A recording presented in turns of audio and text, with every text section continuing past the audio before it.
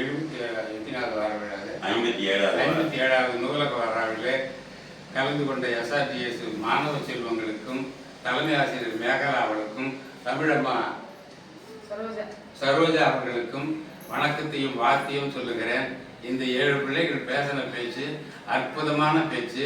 இந்த 7 பிள்ளைகளுமே அருணகிரியார் விழாவில் ஓட்டு ஒரு பட்டிமன்றம் போடுற வாழ்க்கை உங்கள் சொல்ல அர்த்தம் வளரணும் என்று சொல்லி அண்ணாமலையாரும் உண்ணாமலையாரும் மனசார வேண்டிக் கொண்டு மாவட்டத்தில் முதல் பரிசு வரணும் இல்லை, மாநிலத்திலே முதல் பரிசு வரணும்னு இந்த பிள்ளைகள் படித்து முதல்வர் கையால் பரிசு வாங்கணும், திருக்குறளுக்கு நிறைய பிள்ளைகளை சேர்க்கணும்னு சொல்லி உங்களுக்கு மனசார வாயார உளமாற வாழ்த்துக்களை தெரிவித்துக் கொண்டு ஆளுக்கு 100 ரூபாய் தான் பரிசு கொடுக்கிறேன். இதே 1000 ஆகி லட்சம் ஆகி ஜனாதிபதி கிட்ட இந்த பிள்ளைகள் விருது வாங்கணும்னு அண்ணாமலையாரும் உண்ணாமலையாரும் மனசார கேட்டுக்கொள்ளுகிறேன். பிள்ளைகள் வாழ்க. இந்தாமா நன்றி. அவ்வளவுதான். இப்படி வச்சுக்கோமா.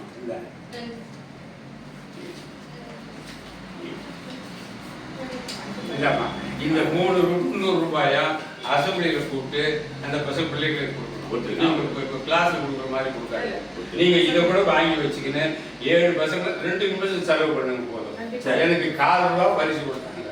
அந்த 4 ரூபா தான் இப்ப 100 ரூபாய் ஆயிடுச்சு. நன்றி நன்றி. 57வது நூலக வார விழா இந்த பள்ளியில் ஒரு நாள் கொண்டாடினாங்க. அன்னைக்கு இந்த பிள்ளைகள் எல்லாமே வந்து கருத்தரங்கம் பேசினாங்க. அந்த கருத்தரங்கத்தினுடைய தலைவராக இருந்தவர் ரொம்ப சிறப்பாக பண்ணியாச்சு. பரிசு எழுத போயிருக்காங்க.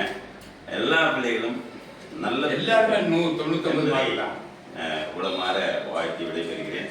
அடுத்ததாக நம்முடைய மேகலா அம்மா அவர்கள் இந்த பள்ளியுடைய வளர்ச்சிக்கும் இந்த பள்ளியுடைய மாணவ செல்வங்களுடைய படிப்புக்கும் ரொம்ப உறுதுணையாக இருக்கிற அம்மா அவர்கள் இப்போது உரையாற்றுவார். இப்போ புறவலர் தொகை நல்லது நடந்தா என் பள்ளிகளுக்கு தெரியப்படுத்துங்க. நான் அதுக்காக ஒரு 2000-3000 ரூபாய் செலவு பண்ணுவேன். நன்றி நன்றி. அம்மா பேசுங்க. அனைவருக்கும் வணக்கம்.